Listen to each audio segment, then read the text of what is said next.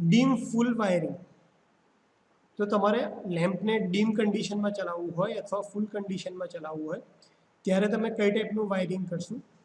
તો સૌથી પહેલાં સમજીએ કે જો આ ઓફ વાયર ના હોત, અહીંયા આ જે ઓફ વાયર તમારો છે એ નહીં હોય તો આ બંને લેમ્પનું કનેક્શન કેવું થઈ જશે?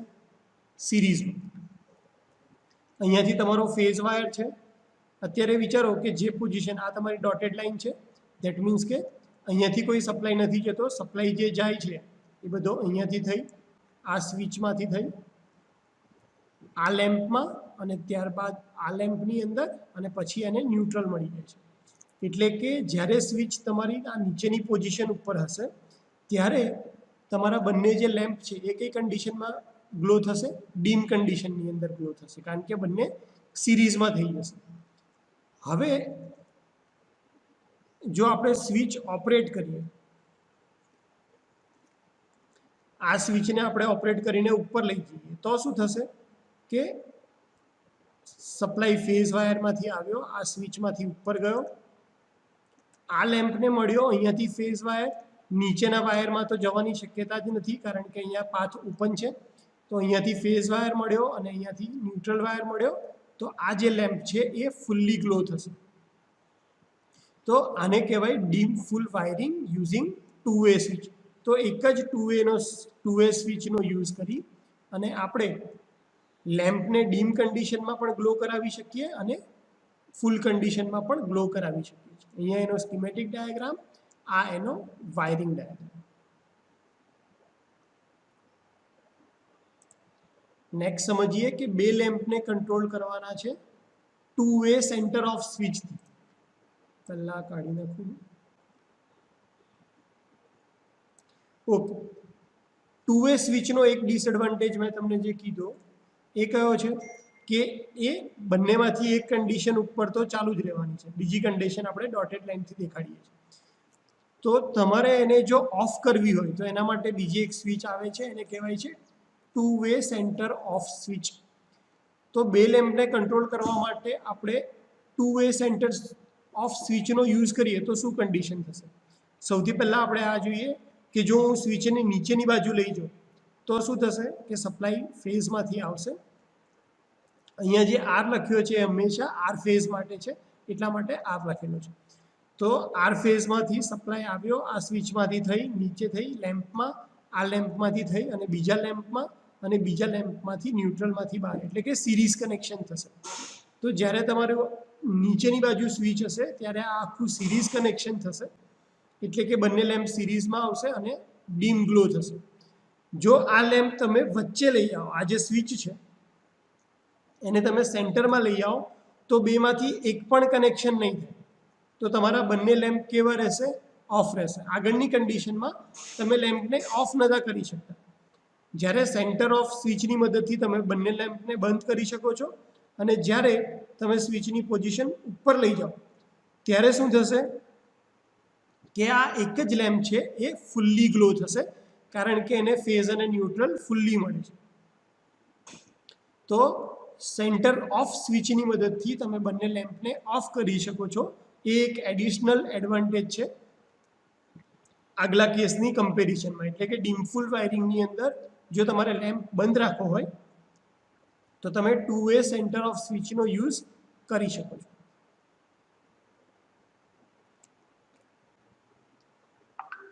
નેક્સ્ટ જોવા જઈએ તો પહેલા રિમૂવ કરી દઈએ એકવાર.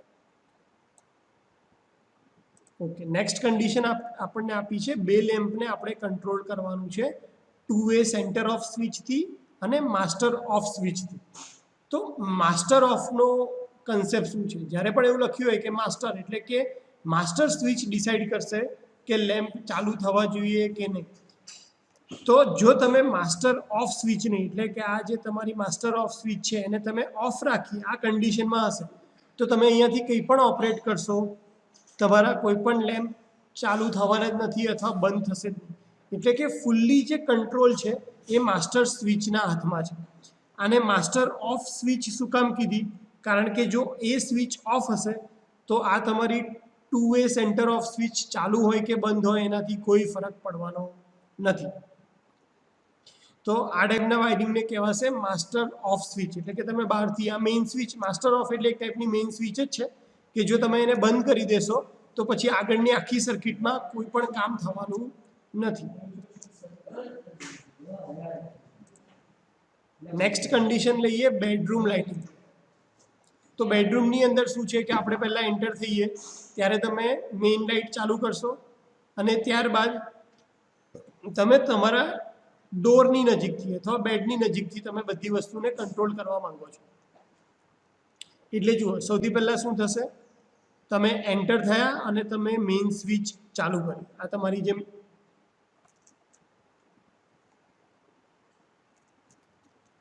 તમે એન્ટર થયા અને તમે આ સ્વિચને ચાલુ કરી. જેવી તમે આ સ્વિચ ચાલુ કરી મેઇન સ્વિચને, એટલે શું થશે, આર ફેઝ આ પહેલા લેમ્પને મળશે, ન્યુટ્રલ તો મળતો જ તો, એટલે પહેલો લેમ્પ ચાલુ થઈ જશે. પહેલો લેમ્પ ચાલુ થયો એટલે બેડરૂમની અંદર લાઇટ તમારી થઈ ગઈ. હવે તમે આગળ ગયા અને અહીંયા આપણે આ 2 વે સ્વિચ આપી છે સીલિંગ રોઝમાં થઈને, સીલિંગ રોઝની અંદર થઈને અહીંયા તમારી પેન્ડન્ટ સ્વિચ છે. તો કનેક્શન કઈ રીતે થયું હશે કે આ સ્વિચ તમારી ચાલુ જ છે એટલે સપ્લાય અહીંયાથી આવી અને આ સીલિંગ રોઝની અંદર જશે, સીલિંગ રોઝમાંથી થઈ અને આ પેન્ડન્ટ સ્વિચમાં જશે. એ અત્યારે ઓફ કન્ડિશનમાં છે એટલે તમારો બીજો લેમ્પ જે છે એ ચાલુ નહીં થઈ શકે. એક લેમ્પ તમારો ચાલુ છે, બીજો લેમ્પ તમારો ચાલુ થશે નહીં. એ તમારે ચાલુ કરવું હશે તો તમારે દરવાજાની નજીક જઈ અને તમે જ્યારે પણ આ સ્વિચ ઓપરેટ કરશો ત્યારે તમારો બીજો લેમ્પ ચાલુ થશે. તમે બેડ પાસે જઈ અને આ પેન્ડન્ટ સ્વિચને ઓપરેટ કરશો તો તમારો બીજો લેમ્પ ચાલુ થઈ શકે છે. બીજી કન્ડિશનમાં બીજો તમારે આ L2 ચાલુ કરવું હોય તો તમે દરવાજાની નજીકની સ્વિચ નહીં પણ બેડની નજીક જે સ્વિચ છે એને ઓપરેટ કરશો તો પણ તમે એ વખતે L2 ને ઓપરેટ કરી શકો. તો L1 તો તમારો ચાલુ રહેવાનો જ છે આ સ્વિચ તમે ચાલુ કરશો ત્યારે, પણ L2 નો જે ઓપરેશન છે એ તમારી સ્વિચ ડિસાઇડ કરશે દરવાજા નજીકની અથવા તો તમારા બેડની નજીકની. તો આવી રીતે તમે બેડરૂમ લાઇટિંગ સર્કિટ ડિઝાઇન કરી શકો છો. અને બહાર નીકળતી વખતે જેવું તમે આ સ્વિચ ઓફ કરી દેશો તો તમારો પહેલો જે લેમ્પ છે, ડ્રેસિંગ લેમ્પ, ટેબલ લેમ્પ છે, એ પણ તમારો લેમ્પ બંધ થઈ જશે. તો આ છે આપણી બેડરૂમ લાઇટિંગ સર્કિટ. નેક્સ્ટ વાત કરીએ કે 3 પ્લેટ સીલિંગ રોઝ. એની મદદથી જો તમે આ એટલે આગળ આપણે જે સ્કીમેટિક ડાયાગ્રામ જુઓ એ સ્કીમેટિક ડાયાગ્રામનો જ આ તમારો વાયરિંગ ડાયાગ્રામ છે કે વાયરિંગ તમે એકચ્યુઅલમાં ફેઝ અને ન્યુટ્રલ પ્રમાણે એનું વાયરિંગ કઈ રીતે કરશો, કઈ રીતે કનેક્શન લઈ જશો એ આપણને અહીંયા વાયરિંગ ડાયાગ્રામમાં દેખાડ્યું છે. ત્યારબાદ વાત કરીએ કે ભાઈ લેમ્પ જે તમારી સ્વિચીસ છે એની અંદર એક ટાઈપ આવે છે સિરીઝ પેરેલલ સ્વિચ. તો સિરીઝ પેરેલલ સ્વિચની મદદથી પણ તમે બે લેમ્પને એક સાથે સિરીઝમાં, એક સાથે પેરેલલમાં અથવા એક સાથે ઓફ કરી શકો છો. તો જ્યારે પણ તમારે બે લેમ્પને સાથે સિરીઝમાં કરવી હોય, પેરેલલમાં કરવી હોય અથવા ઓફ કરવી હોય તો તમે સિરીઝ પેરેલલ સ્વિચનો યુઝ કરી શકો છો. 2 વે સેન્ટર ઓફ સ્વિચની મદદથી શું થતું હતું કે તમે એક જ લેમ્પને ઓન અથવા ઓફ કરી શકતા હતા અને બે લેમ્પમાં તમે બંનેને સિરીઝમાં કરી શકતા હતા. પણ જો તમારે બંનેને સિરીઝમાં કરવી હોય, બંનેને પેરેલલમાં કરવા હોય લેમ્પને અથવા ઓફ કરવા હોય તો આપણે સિરીઝ પેરેલલ સ્વિચનો યુઝ કરીશું. સિરીઝ પેરેલલ સ્વિચની અંદર તમારા 4 ટર્મિનલ હશે.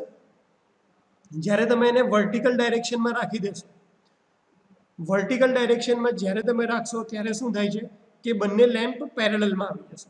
એટલે કે બંનેને ફેઝ ટર્મિનલ મળશે, બંનેને એક સાથે ન્યુટ્રલ મળશે, તો તમારા બંને લેમ્પ પેરેલલમાં આવી જશે. જો તમે સિરીઝ પેરેલલ સ્વિચમાંથી હોરિઝોન્ટલ ડાયરેક્શનમાં શિફ્ટ કરશો તો તમારા બંને જે લેમ્પ છે એ સિરીઝમાં આવી જશે અને એને અનઓપરેટેડ રહેવા દેશો. ઓપરેટ જ નહીં કરો તો એ બંને જે સ્વિચ છે બંને વચ્ચે કોઈ કનેક્શન નહીં થાય તો તમારા બંને લેમ્પ છે એ ઓફ કન્ડિશનમાં રહેશે. તો હોરિઝોન્ટલમાં કરવાથી બંને લેમ્પ તમારા પેરેલલમાં થશે. સિરીઝ જો તમારે કરવું હોય તો તમારે વર્ટિકલ ડાયરેક્શનમાં કરશો તો પેરેલલ અને હોરિઝોન્ટલ ડાયરેક્શનમાં કરશો તો એ સિરીઝ. એના સિમ્બોલ પરથી પણ ખ્યાલ આવે, પેરેલલ એટલે આવી રીતે. તો તમે જ્યારે પણ બંનેને વર્ટિકલ કરશો તો પેરેલલ, હોરિઝોન્ટલ કરશો તો બંને લેમ્પ સિરીઝ, અને કંઈ પણ નહીં કરો તો બંને લેમ્પ કઈ કન્ડિશનમાં રહેશે? ઓફ. આવું કરવા માટે તમારે સ્પેશિયલ ટાઈપની સ્વિચનો યુઝ કરવો પડશે, જેનું નામ છે series parallel switch. Next diagram જોઈએ.